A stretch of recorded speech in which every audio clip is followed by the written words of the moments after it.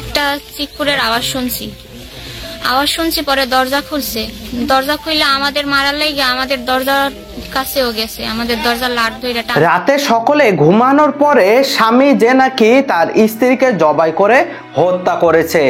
নূরজাহান বেগম নামে সেই স্ত্রী যে নাকি নূর মোহাম্মদ হাওলাদার নামে নিজের সেই স্বামী কর্তৃক যেভাবে নৃশংসভাবে রাতে জবাই হত্যা করার বিষয় নিয়ে যেভাবে পরিবারের মানুষের মন্তব্য ছিল, অন্যদিকে প্রত্যক্ষদর্শী মানুষদেরও যেভাবে হত্যার উদ্দেশ্যে নূর মোহাম্মদ হাওলাদার নামে সেই মানুষরূপী অমানুষ সেই স্বামী যে নাকি ধাওয়া করে, সেখানে যেভাবে স্ত্রীকে জবাই করে হত্যার পরে সেই স্বামী যে নাকি পলায়ন করে, এমনকি পরবর্তীতে যেভাবে পুলিশের হাতে আটক হয়। আপনাদের সামনে একটি ভিডিও ক্লিপ তুলে ধরবো। দীর্ঘদিনের ভালোবাসার সংসার সেই স্ত্রীকে যেভাবে হত্যা করেছে সেই স্বামী, শুনলে আপনারা নিজেরাই আটকে উঠবেন। চলুন সরাসরি মূল ভিডিওতে চলে যাই। আসসালামু আলাইকুম, নতুন একটি ভিডিওতে স্বাগতম। আমি সুনমান। আপনি যদি আমার চ্যানেলে নতুন হয়ে থাকেন অবশ্যই চ্যানেলটি সাবস্ক্রাইব করে পাশে থাকা অল নোটিফিকেশন বেল আইকনটা অন করে দেবেন। ইতিপূর্বে চ্যানেলটি সাবস্ক্রাইব করে থাকলে আপনাদেরকে অসংখ্য ধন্যবাদ।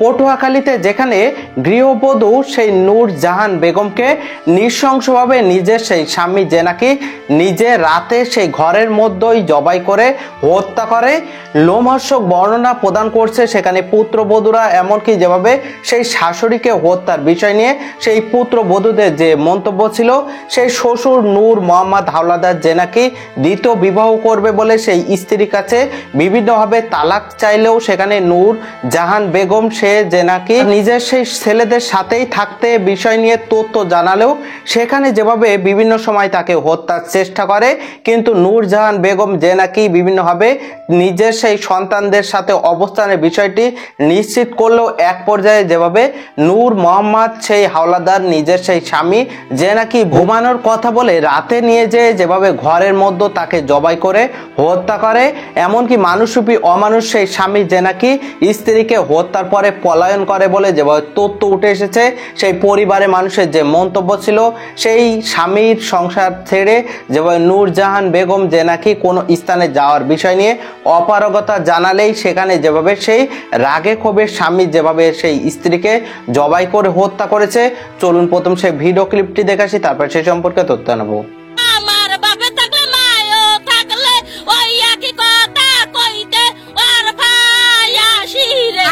একটা চিকুরের আওয়াজ শুনছি পরে দরজা খুলছে।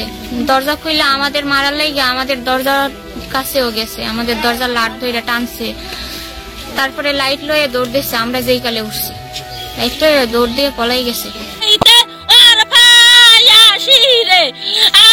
আসলে আমরা রাইতে ঘুমাইছি একটু বেশি রাইত কইরা, উনি পাহারা দেয় আমাকে যে কোন সময় আমরা ঘুমাই।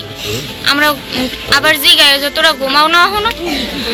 তারপর আমরা অনেক রাইত কইরাই ঘুমাইছি যে যদি ঝগড়া কাইজা করে, হঠাৎ করে ঘুমাই গেছি শীতকালের সময়। তারপরে মারছে ওনারে, যেগুলি মারছে একালে একটা চিকুরের আওয়াজ শুনছি পরে দরজা খুলছে। দরজা খুললে আমাদের মারার লাগে আমাদের দরজার কাছেও গেছে, আমাদের দরজার লাট ধরে টানছে।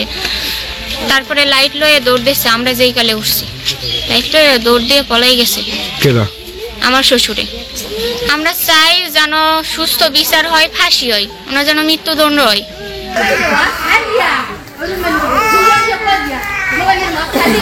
ঘটনা এই 3 মাস ধরেই মানে নিহা করব মানে কইতে আছে। আমার শাশুড়ির মানে সাইরা দিতে কয়, আমার শাশুড়িরও কইতে আছে যে তুই ইচ্ছা করে আমার সাইরা দি। আমার শাশুড়ি কইতে আছে যে আমি আমার ছেলে বউর সাথে খামো, আমি তোমার ছাড়বো না, তুমি একটা অন্য জায়গায় যেয়ে নিয়ে বিয়ে কইরা খাও, আমার কোনোতে অসুবিধা নেই। কইছে যে করছে যে তুমি যদি থাকো, আমার শাশুড়িরও কইছে যে তুমি যদি থাকো তাহলে আমি তো নিয়ে বিয়ে করতে পারবো না। তারপরে এইরকম করে অনেক গ্যাঞ্জাম হয়েছে। এইবার আমার শাশুড়ির আমার কাছে নিয়ে রাখার পরে আবার কালকে আবার হাত পা ধইরা ও নিছে, ঘরে নিছে, হাত পা ধরে ঘরে নিছে। নেওয়ার পরে এই ঘটনা ঘটছে। মা আর আমার বাবা নিয়ে একটা ঘটনা। গতকাল রাত্রে 3টার সময় আমার বাবা আমার মায়ের গলা কাইটা খুন করে। এর আগে একটু ঝামেলা ছিল, তো কালকে রাত্রে সন্ধ্যার দিকে আমার বাবা আমারে আমার মারে বলছে যে আমি আর ঝগড়া বিবাদ করবো না, মারামারি করবো না, তোমার আম্মুরে আমার কাছে দাও, হ্যাঁ, যে আমরা মিলামিশা থাকবো, এই কথা বললা। আর আম্মুরে নিয়েছে। 3টার দিকে 2:30টার দিকে আমি ঘুমাইছি। 3টার দিকে আমার স্ত্রী চিল্লান শুনছে, চিল্লান শুনলা পরে উঠছে।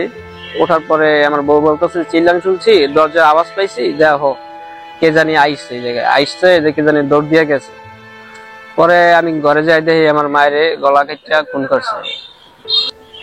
এই চিৎকার শুনে আমার ভাগ্নিয়ারে কইতেছে, দেখেন তো কি জিনিস চিৎকার শুনছি। এই ভাগ্নিয়া উঠছে, উঠে কয় তুই ওর স্বপ্নে দেখছো, তো আসলে কিছু না। এই এরপরে ভাগ্নিয়া উঠিয়া এদিক ওদিকে লাইট মারি দেখা যায় না, কোনো কিছু দেখে না। কয় মার ঘরে গুনি চিৎকার শুনছি। এই এরপর আমার শাশুড়ির কথা, আমার বোনের কথা কইছে যে মার ঘরে গুনি চিৎকার শুনছি। এই পোলায় যে ঘরের দুয়ারে গেছে, যাই যে দরজা খোলা আর গলা কাটা অবস্থায়, রক্তাক্ত অবস্থায় আমার বোনে ঘুরে রয়েছে। এরপর সকালে আইছে এই যে আসামি যে খুনি, হে সকালে থানায় ইয়ে কইতে আছে যে আমার বউর গলাকা কোচ দিয়ে থুইছে, আমার বউর যে বাসা নেই ভিতরে নিজে আইয়া, আসামি নিজে আইয়া এনে স্বীকারোক্তি দিয়েছে। এখন আমি চাই এর সুষ্ঠু বিচার। আমার বোনে তো চলেই গেছে, আমার বোনে বহুত কষ্ট করে গেছে। বিচার আপনাদের মাধ্যমে দিলাম, আপনারা এর আদালতের মাধ্যমে সুষ্ঠু বিচার করবেন। বিষয়ে পটুয়াখালী সদর থানার অফিসার ইনচার্জ মোহাম্মদ ইমতিয়াজ আহমেদ বলেন, নিহত নূরজাহানের স্বামী নিজেই থানায় এসে ঘটনার কথা জানিয়েছে। আমরা নূর মোহাম্মদকে আটক করেছি এবং মরদেহ। আপনার সম্পূর্ণ ভিডিও ক্লিপ দেখলেন। পটুয়াখালীতে যেখানে ভালোবাসার প্রেমের সম্পর্ক, সেই দীর্ঘদিনের সংসার জীবন, নূরজাহান বেগমকে যেভাবে তার নিজের সেই স্বামী নূর মোহাম্মদ হাওলাদার যে নাকি জবাই করে হত্যা করেছে, পরিবারের সেই মন্তব্য ছিল নিজের সেই সন্তানদের কাছে থাকতে চেয়েছিল নূরজাহান বেগম নামে সেই গৃহবধূ, কিন্তু সেখানে জীবনের সেই করুণ পরিণতি, নিজের স্বামীর হাতেই যেভাবে নৃশংসভাবে হত্যা হয়েছে, এমনকি যেভাবে তাকে করে হত্যার বিষয় নিয়ে সেই পরিবারের মানুষের যে মন্তব্য ছিল, সেখানে নিজের ছেলেদের সাথেই জীবনের শেষ সময় অতিবাহিত করতে চেয়েছিল নূরজাহান বেগম, কিন্তু সেখানে নূর মোহাম্মদ হাওলাদার সেই স্বামী যে নাকি দ্বিতীয় বিবাহ করবে বলে সেই স্ত্রীর নিকট থেকে তালাক চাইলে সেই বিষয় নিয়ে অপারগতা, এমনকি সেখানে সেই স্বামীকে অন্য বিবাহ করার বিষয় নিয়ে তথ্য জানায় যে তোমার প্রয়োজন হলে তুমি বিবাহ করতে পারো, সেই বিষয় নিয়ে মানতে অপারগতা সেই নূর মোহাম্মদ হাওলাদার সেই স্বামী যে নাকি স্ত্রীকে বুঝিয়ে শুনে রাতে যেভাবে নৃশংসভাবে জবাই করে হত্যা করেছে, অবশ্যই সেই মানুষরূপী অমানুষ সেই স্বামীকে যেভাবে সেই স্ত্রীর হত্যার বিষয় নিয়ে আটক করা হয়েছে, অবশ্যই সেই নূর মোহাম্মদ হাওলাদারের উপযুক্ত শাস্তির দাবি জানায়। সেই সম্পর্কে আপনাদের তথ্য মন্তব্য কমেন্ট বক্সে জানাবেন। সকলে সচেতন থাকবেন, পরিবার নিয়ে ভালো থাকবেন, সুস্থ থাকবেন। দেখা হবে পরবর্তী অন্য কোনো ভিডিওতে। সে পর্যন্ত আল্লাহ হাফেজ।